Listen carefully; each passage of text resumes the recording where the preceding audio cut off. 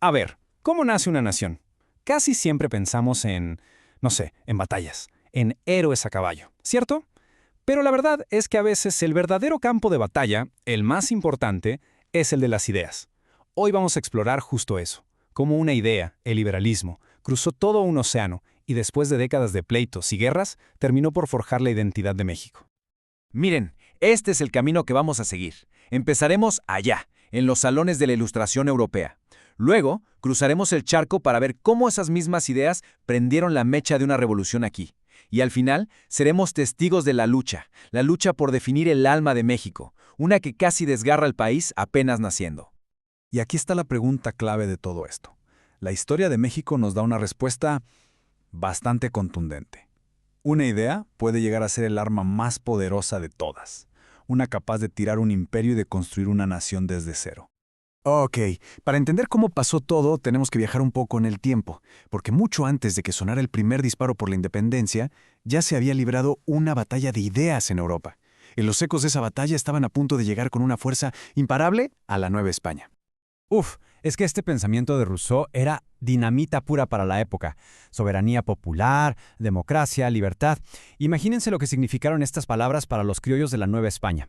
Eran gente con dinero, con educación, pero el sistema los dejaba fuera de los puestos más altos. Así que esto no era filosofía abstracta, para nada. Era la promesa de un mundo donde ellos, por fin, podrían tomar las riendas de su propio destino.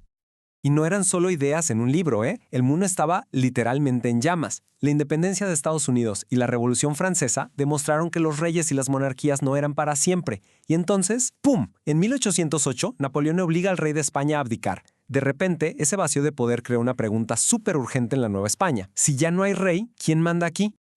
Ahora sí, vámonos a esa sociedad novohispana de principios del siglo XIX. Era un auténtico polvorín. Una estructura súper rígida, con desigualdades pero tan profundas, que el cambio no era una opción, era algo que iba a pasar sí o sí. Hay que ver bien esta pirámide social, porque aquí está la clave de todo el descontento. Cada grupo tenía sus propias quejas.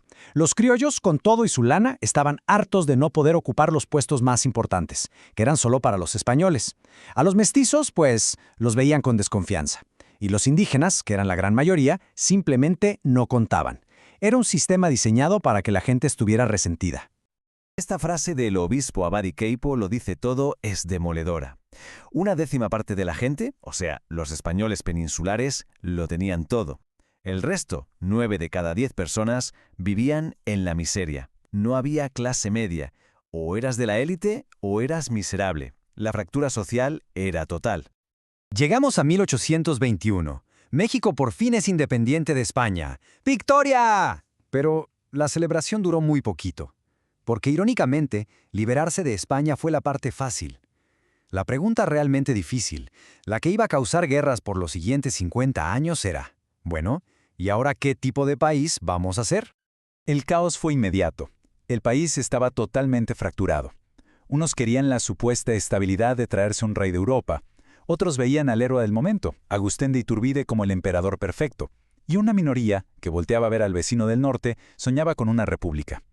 Claro, este choque de ideas nos llevó al cortísimo y caótico primer imperio mexicano. Y justo de ese caos nacieron las dos fuerzas que se iban a dar con todo una y otra vez, los liberales y los conservadores. Y ojo, esto no era una simple diferencia política, era una guerra de ideas total, una guerra por el alma misma de México. Los liberales querían romper con el pasado, pero por completo. Su sueño era una nación de ciudadanos libres, no de súbditos que solo obedecen. Y para lograr eso, sabían que necesitaban una revolución mental. ¿Y cómo se logra eso? Pues con educación pública, quitándole a la Iglesia ese monopolio del conocimiento que había tenido por siglos. Los conservadores, por otro lado, veían el plan de los liberales como una receta para el desastre. Para ellos, la Iglesia era el pilar que sostenía a toda la sociedad. Querían orden, y para eso había que mantener los privilegios de siempre, los famosos fueros, que le daban un estatus especial a la Iglesia y al ejército. En resumen, querían conservar las estructuras que, según ellos, habían funcionado por siglos. Y aquí la división es clarísima. No había punto medio. A ver, un gobierno federal como el de Estados Unidos o uno centralista como el de España.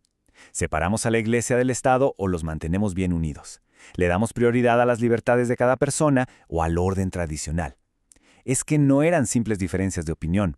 Eran dos visiones del mundo, dos Méxicos, totalmente opuestos. Y el resultado de todo esto fue un caos político absoluto. Los presidentes iban y venían, los quitaban con levantamientos militares. Un año se aprobaban reformas liberales y al siguiente se cancelaban. El país era simplemente ingobernable, un campo de batalla constante. Y si un solo dato pudiera resumir esta época de inestabilidad, sería este. 11. 11 veces. Ese es el número de veces que Antonio López de Santana fue presidente. Era un camaleón político. Un día estaba con los liberales y al siguiente con los conservadores. Él, en persona, era el vivo retrato de la falta de un proyecto de nación consolidado.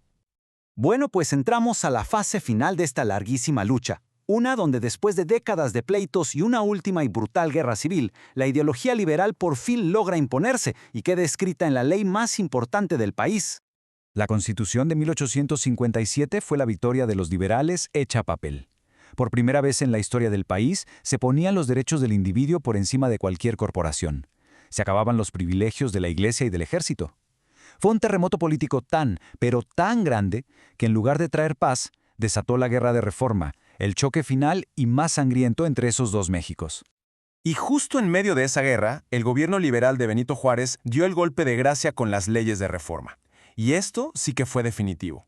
Al nacionalizar las propiedades de la Iglesia, al crear el matrimonio civil y al permitir la libertad de cultos, el Estado le quitó a la Iglesia funciones que habían sido suyas por siglos.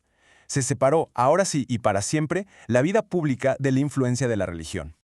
Y así fue como el proyecto liberal triunfó y le dio forma a la república que tenemos. Pero la pregunta queda en el aire, ¿no? Esa tensión, esa lucha entre un México que busca las libertades individuales y otro que valora más la tradición y el orden, ¿de verdad ha desaparecido? ¿O será que esos debates del siglo XIX todavía resuenan en la política y en la sociedad del México actual?